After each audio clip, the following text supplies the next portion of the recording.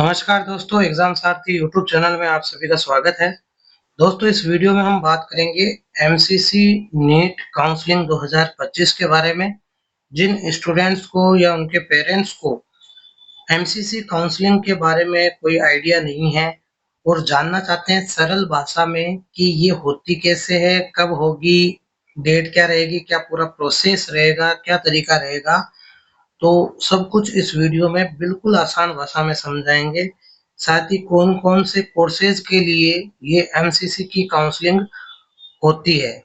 तो वीडियो में आप बिना स्किप किए आखिर तक बने रहिए, सारी चीजें आपको क्लियर करेंगे। सबसे पहले दोस्तों बात करते हैं कि जो एमसीसी नीट की काउंसलिंग है वो क्यों होती है।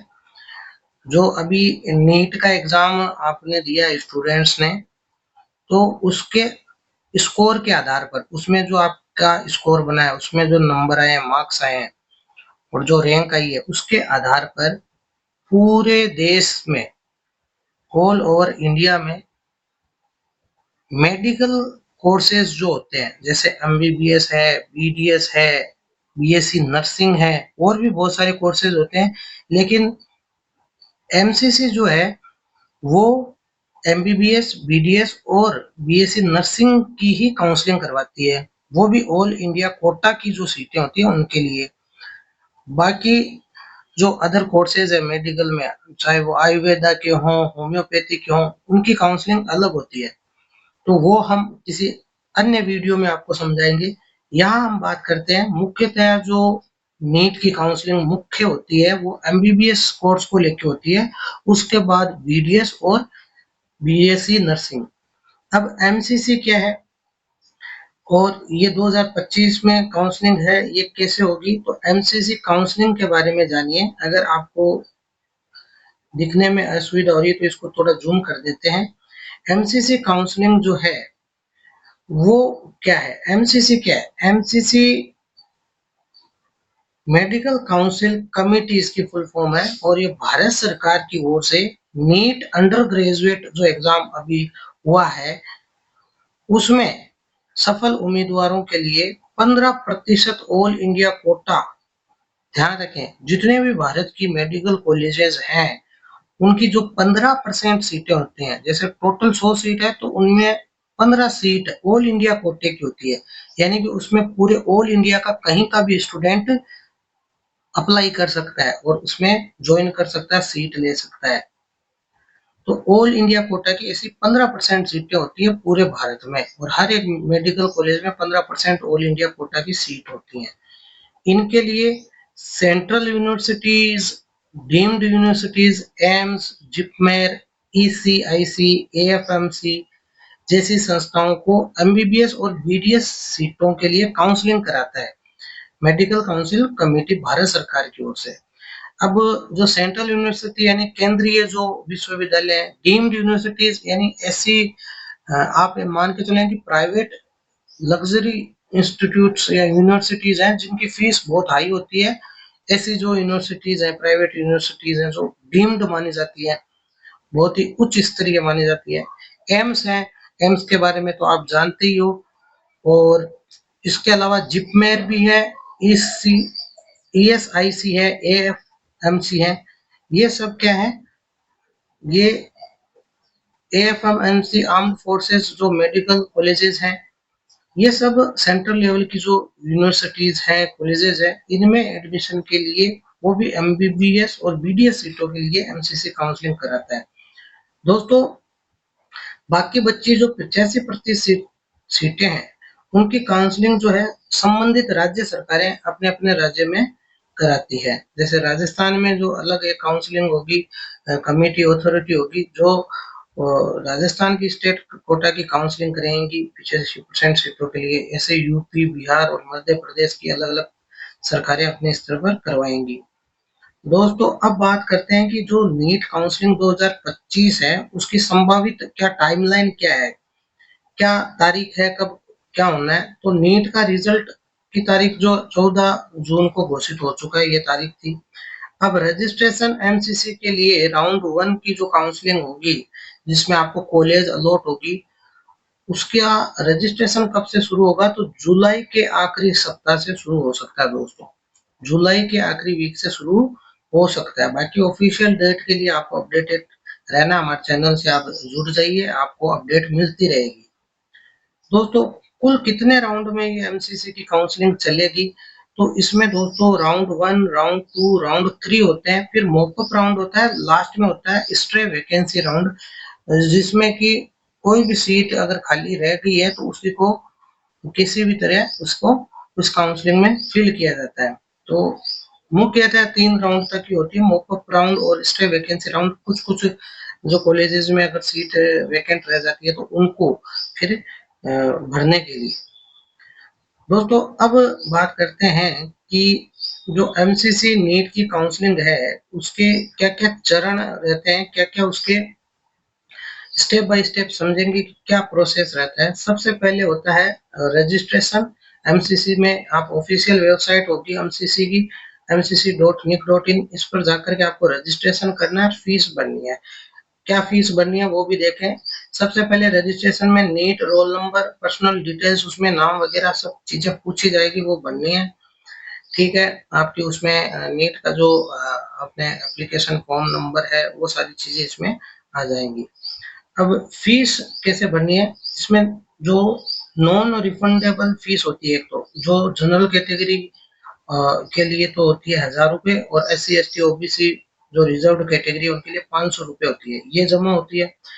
एक फीस सिक्योरिटी फीस डिपॉजिट होती है जो कि रिफंडेबल होती है। नॉन रिफंडेबल का मतलब है ये वापस नहीं होगी, रिफंडेबल का मतलब है ये वापस हो जाती है, आपकी जो कॉलेज अलॉट हो जाती है तो उस फीस में ही उसको एडजस्ट कर दिया जाता है।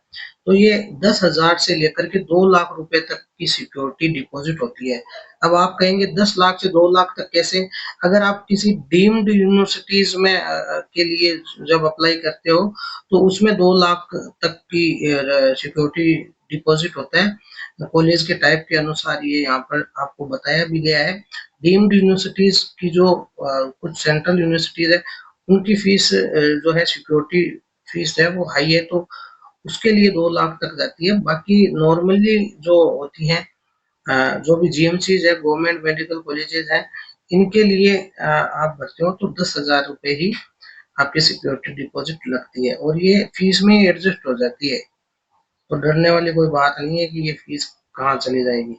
इसके बाद में दोस्तों, ये सब होने के बाद में आपने राउंड 1 के लिए रजिस्ट्रेशन कर दिया, आपने चॉइस फिलिंग कर दी। ठीक है, वो चॉइस जो आपने फिल करी है, प्रेफरेंस, पूरी कॉलेजों की एक लिस्ट आएगी। हालांकि आगे वाले वीडियो में आपको पूरी जो ऑल इंडिया कोटा की जो भी कॉलेजेस हैं वो सारी कॉलेजेस की लिस्ट और उनका प्रेफरेंस क्या है, रैंकिंग के अनुसार क्या प्रेफरेंस है, वो भी आपके साथ शेयर कर देंगे। कितनी कितनी सीटें हैं उन कॉलेजेस में, 15% ऑल इंडिया कोटा में, वो भी शेयर कर देंगे। उसके बाद में स्टेट कोटा के लिए भी आपको अलग से वीडियो में शेयर कर देंगे। इसके लिए आपको चैनल सब्सक्राइब करना होगा, तभी आप तक अपडेट पहुंचेगी। तो जो आप रजिस्ट्रेशन करते हो, फीस भरते हो, तो उसमें आप साथ में चॉइस फिलिंग भी करते हो, उसमें कॉलेज का नाम, कोर्स का नाम आता है, तो उसके अकॉर्डिंग ही आपको सेलेक्ट करके, क्लिक करके, और वो प्रेफरेंस में भरना है, 1 नंबर पे, 2 नंबर, 3 नंबर, इस तरह आप कितनी भी चॉइस भर सकते हो। फिर उन चॉइसेस के आधार पर और आपकी मेरिट के आधार पर, आपके मार्क्स के आधार पर, आपकी कैटेगरी रैंक के आधार पर और आपकी जो चॉइस है उसके अनुसार आपको सीट अलॉट होती है। राउंड 1 का रिजल्ट जारी करता है एमसीसी। आपको जो सीट अलॉट होती है तो उस सीट को आप क्या कर सकते हैं, एक्सेप्ट कर सकते हैं, या अगले राउंड के लिए आप उसको वेट कर सकते हैं। उसमें फ्लोट का स्लाइड का ऑप्शन होता है, उसमें आप जा सकते हैं ताकि अगले राउंड में कोई अच्छी मेडिकल कॉलेज आपको मिल जाए या कोर्स मिल जाए, तो उसके लिए आप उसको वेट कर सकते हैं अगले राउंड के लिए, फिर उससे अगले राउंड के लिए। पहले क्या आती है, प्रोविजनल लिस्ट आती है, फिर आती है फाइनल जो सीट अलॉटमेंट होता है। जिस कॉलेज में आपको सीट अलॉटमेंट हो जाता है तो उसको आप क्या करते हैं, फिर उस कॉलेज में रिपोर्टिंग करते हैं। रिपोर्टिंग में क्या होता है कि जो कॉलेज आपको अलॉट हुआ है उसमें एक समय दिया जाएगा, उस समय में जाकर, कॉलेज टाइमिंग में जाकर, वहां पर आपको टाइमलाइन जो भी दी जाएगी आपको, 4 दिन, 5 दिन, 10 दिन, उस समय में जाकर के वहां पर आपको डॉक्यूमेंट वेरिफिकेशन कराना है। जरूर उस डॉक्यूमेंट्स जो आपको आगे हम डिस्कस करने वाले हैं। एक अलग से वीडियो भी शुरू में आपको प्रोवाइड कराया था हमने, तो उसमें भी आप देख सकते हैं कि कौन कौन से डॉक्यूमेंट चाहिए नीट की एमसीसी काउंसलिंग में। तो एडमिशन कंफर्म होने के बाद में आप क्लासेस वहाँ लेना शुरू कर सकते हैं। अब डॉक्यूमेंट्स कौन कौन से चाहिए, तो बेसिक डॉक्यूमेंट्स यहाँ पर आपको बता दें कि नीट का 2025 का स्कोर कार्ड और जो आपका रैंक का लेटर है, एडमिट कार्ड नीट का, 10वीं 12वीं की मार्कशीट और सर्टिफिकेट, फोटो आईडी प्रूफ, आधार, पैन, पासपोर्ट जो भी हो, कैटेगरी जो सर्टिफिकेट है आपके जो नॉन क्रिमिलियर, ईडब्ल्यूएस, ओबीसी वगैरह, पीडब्ल्यूडी, ये सर्टिफिकेट, और ये सर्टिफिकेट जो है ये भी आपके 31 मार्च 2025 के बाद के आप बनवा लें तो ज्यादा बेहतर रहेगा, क्योंकि फाइनेंशियल ईयर के बाद का जो है फाइनेंशियल ईयर 31 मार्च 2025 को कंप्लीट हो गया, तो इसके बाद ही के चल जाएंगे, तो वो आपको बनवा लेने हैं। और अलग अलग जो स्टेट्स में कुछ और सर्टिफिकेट्स मांगे जा सकते हैं, उनकी भी लिस्ट आपको बताई है। बाकी आप एमसीसी की ऑफिशियल वेबसाइट पर आपको सारे डॉक्यूमेंट्स के बारे में जानकारी भी मिल जाएगी। रजिस्ट्रेशन के बाद में आप देख सकते हैं कि सीट अलॉटमेंट हो जाता है, कौन कौन सी डॉक्यूमेंट्स आपको लेके जाने हैं। पासपोर्ट साइज फोटो ले जाने हैं आपको, 6 से 8 फोटो ले जाने हैं, एक्स्ट्रा में ले जाइए आप। और सभी जो डॉक्यूमेंट्स आप ले जा रहे हैं उनकी फोटोकॉपी भी आप साथ में रखें, जितनी आपकी इच्छा हो। एमसीसी काउंसलिंग रजिस्ट्रेशन की जो एक रिसिप्ट है, जो आप रजिस्ट्रेशन करेंगे वो भी आपके ले जानी है। जो फीस आपने जमा करी है उसकी भी रिसिप्ट आपको रखनी है। दोस्तों, अब काउंसलिंग कौन कौन करता है, जैसे कि आपको बताया कि जो ऑल इंडिया कोटा की जो 15% सीटें उनके लिए एमसीसी काउंसलिंग करता है, ऑल इंडिया कोटा, और जो सेंट्रल यूनिवर्सिटीज है उनके लिए ये डीजीएचएस के तहत एमसीसी काउंसलिंग करता है। और 15% ऑल इंडिया कोटा की जो सीटें हैं डीम्ड यूनिवर्सिटीज है, एम्स है, जिपमेर है, एएफएमसी है, ईएसआईसी है, ये जो सेंट्रल लेवल की जो यूनिवर्सिटीज है जो केंद्र सरकार के अंतर्गत आती है। इसके अलावा 15% ऑल इंडिया कोटा की सीटें जो कि हर मेडिकल, भारत के हर एक मेडिकल कॉलेज चाहे वो किसी भी स्टेट में हो, उसमें 15% सीटें होती हैं, उनके लिए एमसीसी काउंसलिंग कराता है। स्टेट काउंसलिंग जो है वो राज्य सरकार अपने अपने राज्यों में कराती है, जिसमें 85% स्टेट कोटा होता है, और प्राइवेट कॉलेजों की सीटें जो उसमें शामिल होती है। प्राइवेट कॉलेजों में जो गवर्नमेंट का कोटा होता है वो सारी सीटें होती है, लगभग 50 से 60%। प्राइवेट कॉलेजों में जो गवर्नमेंट कोटा की सीटें होती हैं उनके लिए। और दोस्तों, अलग अलग स्टेट में कुछ स्टेट ऐसे भी होते हैं जो ओपन स्टेट होते हैं, जिनमें दूसरे स्टेट के कैंडिडेट्स भी जो है काउंसलिंग में भाग ले सकते हैं। तो वो ओपन स्टेट कौन कौन से हैं उनके बारे में एक अलग से वीडियो हमने पहले बनाया है, वो वीडियो आप देख लीजिए। बाकी स्टेट काउंसलिंग में उसी स्टेट के जो स्टूडेंट्स होते हैं वही हिस्सा ले सकते हैं, लेकिन कुछ ओपन स्टेट्स हैं उनकी भी आपको बताया है, पूरा वीडियो है कि राउंड 2 से कुछ स्टेट्स अलाउ करते हैं, कोई राउंड 3 में अलाउ करते हैं अदर स्टेट के स्टूडेंट्स को, तो वो वीडियो भी आप देख लीजिए। अब दोस्तों, लास्ट में जो आपके लिए टिप्स रहेंगे काउंसलिंग से पहले स्टूडेंट्स के लिए, वो यही है कि हर राउंड की तारीख को आपको ध्यान से देखना है। mcc.nic.in पर अपडेट मिलता रहेगा, तो इस वेबसाइट पर आप विजिट करते रहें। और दस्तावेज जो हमने आपको बताए ये पहले से तैयार कर लें। एमसीसी की जो वेबसाइट है उस पर जाकर के भी आप चेक कर सकते हैं कोई नया डॉक्यूमेंट तो नहीं मांगा गया इस बार, और सब किस हिसाब से किस क्राइटेरिया में अपडेटेड होनी चाहिए, कहाँ कहाँ से वो कौन सी अथॉरिटी से आपको जो है डॉक्यूमेंट्स बने होने चाहिए, वो सारी चीजें वहां पर दिया हुआ है। ठीक है, और हमने वीडियो भी अलग से बनाया, उसमें भी आप देख सकते हैं। चॉइस भरते समय आपको सोच समझकर ऑर्डर बनाना है, जो चॉइस आप सबसे ऊपर रखोगे वही मिलने का चांस आपको ज्यादा, वो पहले मिलेगी, उसको प्रेफरेंस पहले मिलेगा। तो जो अच्छी आपको कॉलेज लेनी है वो सबसे पहले, उसके बाद में वो घटते हुए क्रम में आपको भरनी है। फीस और डॉक्यूमेंट वेरिफिकेशन में आपको कोई गलती नहीं करनी है, सारे डॉक्यूमेंट्स प्रॉपर बना के ले जाने हैं। जैसा कि आपको बताया कि 31 मार्च 2025 के बाद के ओबीसी, ईडब्ल्यूएस, पीडब्ल्यूडी जो सर्टिफिकेट वगैरह है कई तरह के, वो 31 मार्च 2025 के बाद ही बनने वाले हैं, अभी बनने वाले हैं।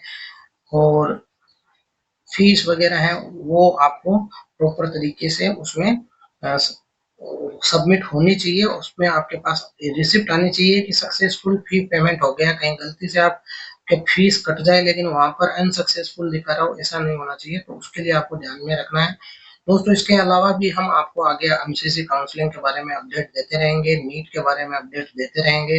तो चैनल से जुड़ जाइए, चैनल को सब्सक्राइब कर लीजिए। वीडियो पसंद आए तो इसे लाइक और शेयर ज़रूर कीजिए। धन्यवाद।